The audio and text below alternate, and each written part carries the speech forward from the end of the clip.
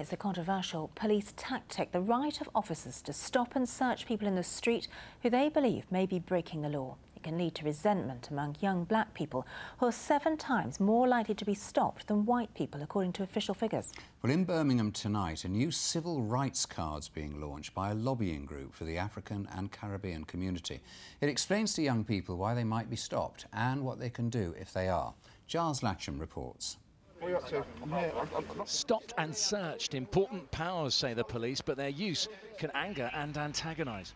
I know that you're detained when you're arrested, but I don't know what just detained is. Daniel's been stopped and searched several times. He thinks the powers used disproportionately against people of a certain colour or background. Just because people are from working class, lower class backgrounds doesn't mean that they're aiming for a life of crime. So, and to be in an area and just to be tarnished with the same brush as your neighbour is not right. Everyone's an individual and has, you know, the right to do what the rights, you know what I'm saying? So how about those rights? Well, the officers that stop you are supposed to give their names and their station, explain their grounds for suspicion, and if you require one, provide a written record. Rights which are spelt out in this pocket-sized guide produced here in Birmingham. It tells you about stop an account. It's the work of solicitors involved in a campaign group for the African and Caribbean communities.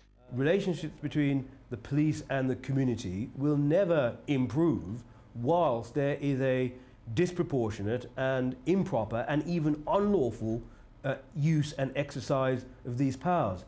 The latest figures for England and Wales show that per 1,000, 125 black people are stopped and searched, compared to less than 50 Asians, and about 20 white people, making black people 7 times more likely to be stopped. So there's a two-way dialogue. The man who oversees West Midlands Police says the force must be mindful of the harm the misuse of stop and search can do.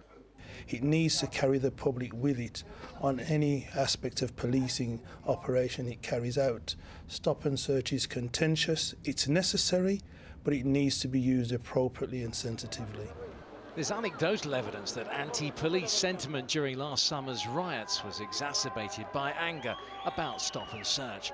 The reality is its use in the West Midlands has decreased drastically in recent years, but for some it's a power which tests to breaking point the concept of policing by consent. Giles Latcham, BBC Midlands Today, Birmingham.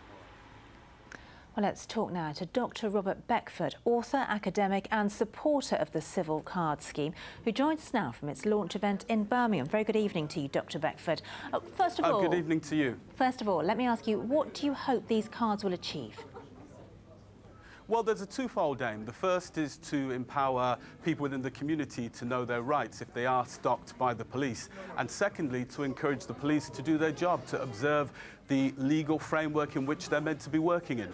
I'm just wondering, how realistic is it, though, that young black people will bother to carry one? Well, we hope that it's snazzy enough and portable enough for young people to carry, and given the gravity of the situation, it's not really a matter of choice, it's a matter of necessity. We need to ensure that there are good police-community relations, and we feel that this card will go some way towards improving the situation. Yeah, I've got one here, actually. It is sort of wallet-sized, as you mentioned there. Police say stop and search is necessary. It cuts drug and knife crime. Do you agree? Of course, stop and search is necessary, but when you have a situation where African Caribbean young people are 7 times more likely to be stopped in comparison to their white counterparts, and in addition, 150% increase in stop and search amongst African Caribbean men, that's not just about police doing their job, that frankly is harassment. And what effect is that having on young people that you talk to? Well, I think it makes young people fear the law in a negative way. Rather than having respect for the law, they fear that the law is actually corrupt. I mean, this kind of thing used to happen in apartheid South Africa. It used to happen in the Jim Crow South. You do not expect it to see it happening in a modern democratic society like Britain in 2012. So obviously it upsets people, it frustrates them. Police do say, though, that using stop and search, they are using stop and search a lot less now. What's your view on that?